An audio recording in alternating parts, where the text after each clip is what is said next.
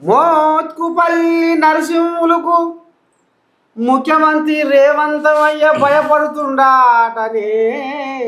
దేనికి భయపడతాడు? ఫోన్ చేస్తే ఫోన్ లేపుతలేడాట. ఫోన్ చేస్తే ఫోన్ లేపుతలేడు అంటే వాస్తవానికి ఇప్పుడు ఆయనకు ఒక 4-5 పియ్యలు ఉంటారు.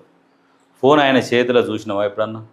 ప్రెస్ మీట్లలో ఎందుకు భయపడుతుండ్రు మరి చెప్పరా? పియ్యలు మోత్కుపల్లి నరసింహ అయితే శివసేన ముచ్చట ఆనాడు ఎన్టీఆర్ ఆయామనే మంత్రి చేసిన మొగోడా కాదు. ఇక అయ్యాల ఇప్పుడు బాలకృష్ణ అది ఎట్లా ఉంటుందంటే, ఏయ్ రేవంత్ నువ్వు చంద్రబాబు మీకంటే మొదలు మా నాయన ముఖ్యమంత్రి అయ్యిండు, మీరు అందరు కింద కూర్చోరు, నేను పైన కూర్చుంటే ఎట్లా నడుతుందా?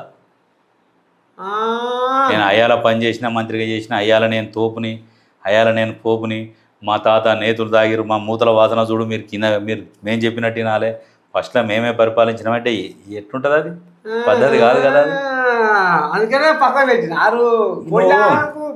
ముందే ఎన్నలేదు, అది ఎన్నలేదు. కాంగ్రెస్ లేదా? లేదు, అది ఈ గోడ మీద ఉన్నది. ఇప్పుడు వాస్తవానికి తాత అధికారంలో నువ్వు ఉన్నావు. నువ్వు ఉన్నప్పుడు నీ వ్యవస్థ నీ చేతిలో ఉన్నది. వ్యవస్థ నీ చేతిలో ఉన్నప్పుడు నాకు కావాల్సింది నీతో ఎట్లా అడగాలి? నేను ఎట్లా అడుగుతాయి తాత? జర పెద్ద మనిషి, నువ్వు జర చూసుకోవాలి మమ్మల్ని మనవాళ్ళని. ఇట్ట గాలికి వదిలేసావే నువ్వు పెద్ద మనిషి, ఏదైనా కానీ అని ఒకసారి చూడకుండా కానీ తాత నమస్తే కలిసినప్పుడు తాత నమస్తే అంటుంటావు, కలిసినప్పుడు అలా నమస్తే అంటావు. నువ్వు ఎక్కడికన్నా రాగానే మర్యాద ఇస్తాం రండి. మా ఇప్పుడు నర్సయ్య తాత గారు చాలా గొప్ప వ్యక్తి, మంచి పరిపాలనను మంచిగా ఉన్నది చేస్తున్నాడు. ఇంకా ఏమైనా పనులుంటే కూడా నర్సయ్య తాతకి మాకు మా నియోజకవర్గంలోకి ఈ పని ఉన్నది చేసి పెట్టు, జర ఎట్లన్నా దీనికి నిధులు మంజూరు చేయి అనుకుంటా మంచి పని నువ్వు అట్లా దోస్తానం పెంచుకోవాలి. కానీ ఇక నేను ఇట్టే కాలు మీద కాలేసుకొని కూర్చున్నా నర్సయ్య తాత నేను వెనకాడ ఇద్దరం గొయిట్లు అయినా కానీ నర్సయ్య తాత నాతానికే వస్తాను, నాతాను రాకేడి పోతాడే ఆయన, ఫోన్ చేస్తావు అని ఫోన్ చేసి నర్సయ్య తాత ఏం సంగతి వస్తాను రేవా నా దగ్గరికి అని అంటే నువ్వేమంటావు? అందుకని ఇంకా తిమ్మిరి తగ్గనట్టు ఇద్దరే అనుకొని ఫోన్ కూడా ఎత్తారు అన్నట్టు. ఇట్లుంటాయి వ్యవహారాలు. ఎందుకంటే నోరు మంచిగా ఉంటే ఊరు మంచిగా.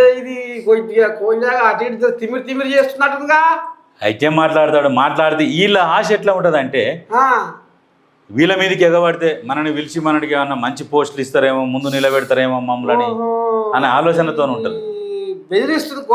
బెదిరిస్తుంది. కాంగ్రెస్ పార్టీలో ఇటువంటి చాలా జరుగుతుంటాయి.